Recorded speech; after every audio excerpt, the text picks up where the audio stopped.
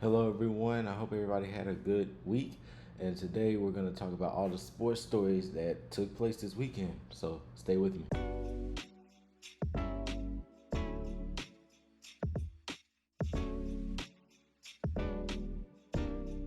All right, hello, everyone. Today we're going to be talking about more sports stories that took place this week. This will be episode 9 of the podcast. We're currently reaching our 10th episode. I just want to thank everybody for liking, subscribing, and actually watching the videos, and I really appreciate it. Without further ado, let's get into these sports stories. All right, so today I want to start off with Justin Fields. Recently, there's a lot of buzz about Justin Fields. Justin Fields might have to leave the Bears because the Bears hold the number one pick, and more than likely they're going to pick quarterback Caleb Williams, which who we'll be talking about further in this podcast. But I want to get ahead and talk about Justin Fields. Justin Fields is really talented.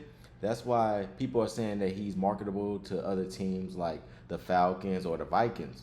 So, with that being said, I think that my possible team for Justin Fields will probably be the Atlanta Falcons. The Atlanta Falcons just got rid of Arthur Smith, but I think that with the new coach coming in, despite him slandering quarterbacks, I feel like Justin Fields can get used to Atlanta, and he went to Georgia. I believe he's from Georgia, so I believe Atlanta Falcons be a great fit for him. Not only that, he has a very young team with Cal Pitts, Drake London, and a good running back in B. John Robinson. He'll fit right in as a good quarterback for any kind of system, and I believe all he needs is just a chance to actually prove that, which he hasn't really did that with the Bears. As far as the Bears, I feel like they would move on from him, like I just said. And Justin Fields, I feel like he could thrive somewhere else. Now we're heading over into basketball. This past week, we saw what will be like probably a possible finals matchup between the Celtics and the Nuggets. The Celtics was defeated by the Nuggets 109 to 115.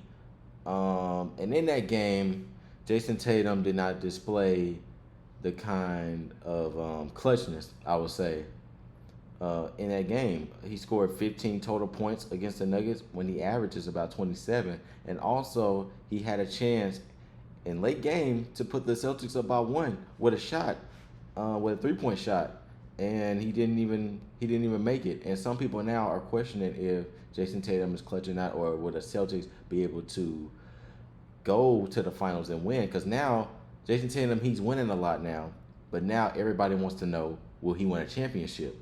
And the one thing you got to have when you win a championship is to know how to close out these kind of games, these kind of close games.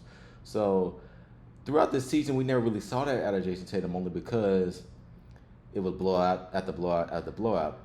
I think the last game they played, or in the last couple of games, they beat the Warriors by 52 points. And then after that game, you had back-to-back losses by less than like 6 points or less against the Cavs and the Nuggets. And then both of those, Jayson Tatum failed to make game-winning shots, failed to actually lead his team. So now everybody's questioning Tatum now, because this not only been happening in the regular season, this has been happening in the playoffs over the past couple of years. He got bounced out by the Nets in 2021. 2022, he did make it to the finals, but then he got bounced out by the Warriors. And then in 2023, I believe, he lost to the Heat in Game 7. So we look at it as, will he ever win a championship? Will he ever become clutch? I believe it can happen. It just gotta grow on you. So he could probably do it in this playoff series and probably prove a lot of people wrong. So I feel like that's my stance on that, and I feel like Jayson Tatum, yeah, he can be clutch. So we're gonna stay in the basketball world. We're gonna go into the Lakers, who has created a spark last night, beating the Bucks 122 to 123. After the game prior to that getting beat by the Kings. The Los Angeles Lakers right now are 10th in the West, and I believe they have a record of 35-30 now due to the win last night. My question to the Lakers is, can they make the playoffs? Are they true playoff contenders, and can they get through the play-in if they make it there and get in the playoffs and actually make a good playoff run? I don't know, because the Lakers now, they're at a standstill. Their consistency is fluctuating a lot. Sometimes they're winning, sometimes they're losing. They never really gain ground on what kind of team they are. So I just don't know what I could say about the Lakers right now. I feel like the Lakers might be able to make it, but they're gonna have to. They might stay at the 10th seed, and they won't go further than 8th seed. Um, Only because you got injuries, um, coaching miscues, and also sometimes you have Lakers not knowing how to close out games. So when you think about the Lakers, those are the things. When I think about the Lakers, that's what I think about. And if those things get fixed, maybe they can have a chance, but I don't see it happening overnight. This is a story that I researched and I actually reported on. This is a story that I really don't take serious. Mike Tyson, 57-year-old boxer, former heavyweight champion, is fighting 25-year-old or 27-year-old Jake Paul.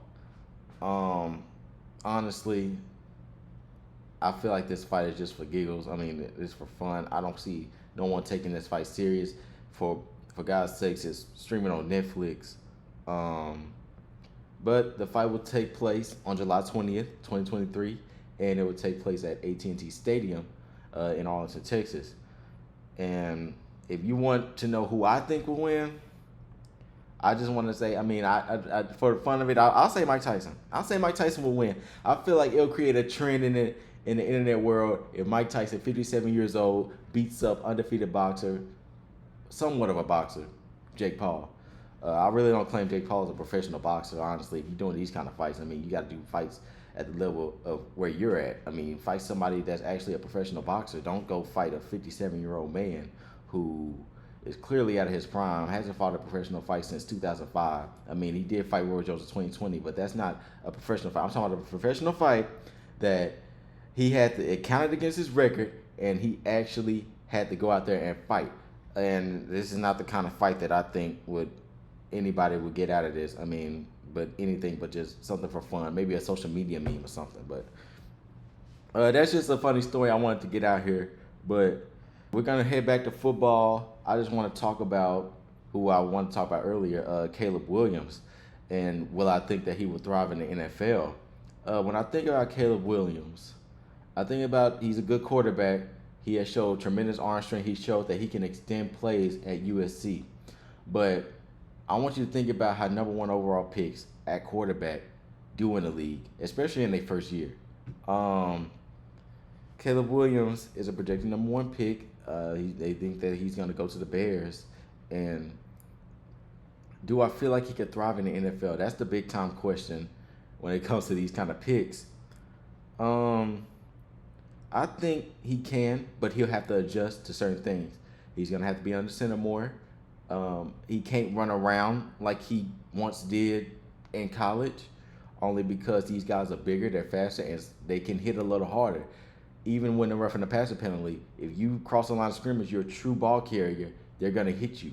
So I just want him to adjust to the league, get a feel for it, because we saw with Bryce Young last year, we was all hyping him up, but he wasn't really the quarterback we thought he was. Actually, C.J. Stroud went to a higher level than Bryce Young. But I want Caleb Williams to thrive in the NFL, but he needs resources as well, just like Bryce Young. Every quarterback, more quarterbacks sometimes do have a lack of resources on the team. And sometimes the organization and the team environment can play a big factor in that as well. So Caleb Williams, can he thrive in the NFL? Yes, but it's going to take some time, especially when you go into an organization like the Chicago Bears or even the Washington Commanders, if you even go there. I feel like what Commanders might take Drake May, but Caleb Williams, he could thrive. We're going to wrap up this podcast with Russell Wilson, who will soon be released by the Broncos later this upcoming week. Wilson played for the Broncos, I believe, 2 seasons. I feel like it's his time to go. I feel like Russ has a chance to prove that he still belongs in the league, and I feel like he needs to do it with somebody actually like looking up to him. I feel like the Steelers would be a great destination for him because Mike Tomlin is one of the best coaches in the league, and he hasn't had a losing season yet. And I feel like Kenny Pickett can learn behind Russell Wilson because Russell Wilson is still a great quarterback. It's just that the Broncos, like I said with the last topic, created a bad team environment for him. You got coaches yelling at him on the sideline. Sean Payton yelling at him on the sideline. They're benching him because of a contract dispute. He couldn't even be able to control that team because there was so much things going on outside of football. So with the Steelers, I feel like they're a great organization that's for the players, and Russell Wilson can go in there and he could thrive. So Kenny Pickett can learn from that, and once Russell Wilson and at his later years retire, Kenny Pickett can also become a better quarterback. And I feel like it takes that with an organization like the Steelers because right now they're grooming younger guys and they can bring those older veterans to teach them how to thrive in the league. So with that being said, this is pretty much a great podcast. I actually like it. These are pretty good topics, and I can't wait to see how all of this play out in the next week or so. So with that being said, this will be the end of my podcast. Make sure you guys like, subscribe, and sometimes comment on what I should talk about. I hope you guys all have a great upcoming week, and I'll see you guys later. Peace.